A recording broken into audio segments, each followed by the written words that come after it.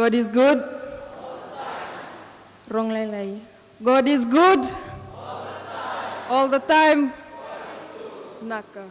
Au tuda ke meu vandindin tak na lola maleb ni kalau kena nunggu Bula. Na yada nga Reapi Nasilasila. Au ngani aleo ni visi sebunda kau basuki venole bulau venombala bulau. Au sudu ka susu enalom ni bubale lotu. Kando wak mimbi takivale na lotu babu bale. Na nunggu ngauna ni ulika na was ni kalau kena mas-masu siya na quiet time.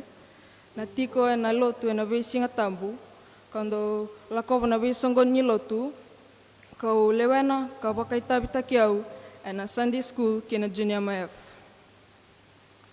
Awai dingko manangon turang o Jisu Kristo na chune ronondol rosang bulkaba. Iyan yu railesu orang ni kaya nyendina osa dingo mi Jisu menunggu bakang Bula ia se lulunga bolingana ni robe malwai kina ni robe kilai. Endo na experience se endo na kau la ke rumah na lom ni Bula sauti kandalaba na matangu kabakubuna na nunggu loma tar taka na nunggu Bula bakalo wat ke Jisu. Awalewena na kemba ni junior MF na madao ni sing ni mate. Na buli leo beau na kembongo na ndau Tukuni Jisu na nungu wasiana was ni kalau seme Tukuni Jisu ber na tani.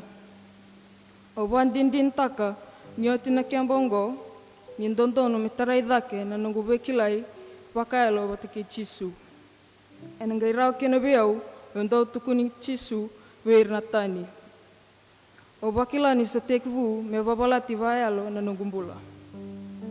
Entua na nunggu tokani kero samai bekilai sarba pinaka entua na ngona lek ngaongo. Already koa nindui sarmai berket na nunggu damba. Na nona itobo na tau ni nona bosa. Na kaya takaba orau ni kaya ni kosa bakumbulai bakayalo. Kero mai leo ni group vata na daka project ke korni buli. Na leo ni ngona kero daka vata kina o sarau ni kaya ni kosa bakumbulai bakayalo. Osa mai kilai kosa bak binaka, karmani kilai ko talanga irto na nunggu bubali. Embole ya bakalewu ni kila endon melrai talanga beau nambol ni besau balat ni sedingom Jisu Kristo. Me bakanan din ni nona bosa ena karoni kornida waselima tikine tin kabitu.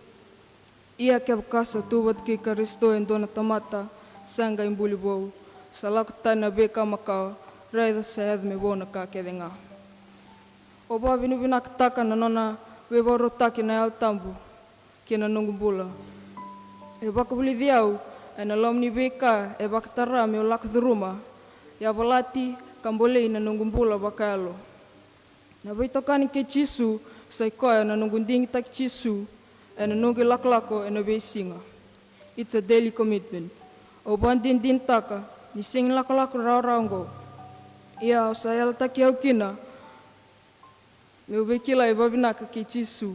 Oya and nunggu maku tutaka na ulika kabulida na nona bosa. And alom ni madaongo and the bulida na lesoni barotaki na singa na bosa ni kalau. Ito na lesoni na alom ni madawa na iperiu waseba tikine tin karua kaya ni sambola na was ni kalau ka kokowa ka ngata wakalewu ka mudnga na iselewa umbatirua ka suaka me waserua kina na lomanda kina ya londa kina nonda isema kina utu ni sui asa baklewa sara na nanuma kina inaki ni ya londa endina biao na bosongo ni ubakila ni waserua na lomangu kena alongo na was ni kalau. Eseng ni dona kau bun takarao. It judges my thinking and my plans. Meu tinia, kiumni na nunggu damba. Kiumni na tavingu, leo ni Sunday school. Nola ko bat ki Jisu, sai ko na nonda yala na beisinga, menda ding taki Jisu, kamuria na nona ibakubuli. Let Jesus be our everything. And may you and I commit to being followers of Christ. Masalabeta na dedere, langi-langi, ke nandokai, me roko vindoandonga na kalu na el tampu, vinaka.